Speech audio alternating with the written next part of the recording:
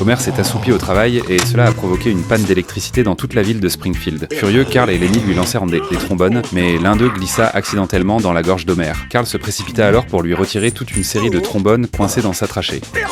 Bois juste un peu d'eau et ça y est. À ce moment précis, la voix de Burns résonna dans le haut-parleur. Il annonça que la centrale allait soumettre tous les employés à un test de dépistage de drogue, et que quiconque serait positif serait immédiatement renvoyé. Le pire, c'est que l'alcool faisait aussi partie du test. Le cri désespéré d'Homer fit trembler tout Springfield. De retour à la maison, il se plaignit auprès de Marge, expliquant qu'il ne pourrait pas boire d'alcool pendant toute une semaine. Pour lui, c'était une mission impossible. Il n'y parvenait qu'en étant déjà ivre. À présent, il ne pensait plus qu'à l'alcool. Même sa famille lui apparaissait sous la forme de diverses boissons alcoolisées. Allons, fiston, fais sauter le bouchon et bois ton père.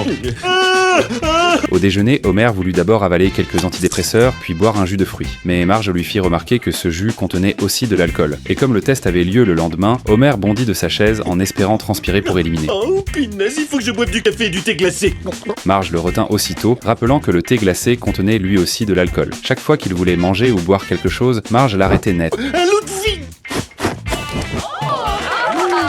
Le lendemain, Homer pria Dieu pour réussir le test, mais les médecins découvrirent enfin des substances radioactives dans le corps des ouvriers.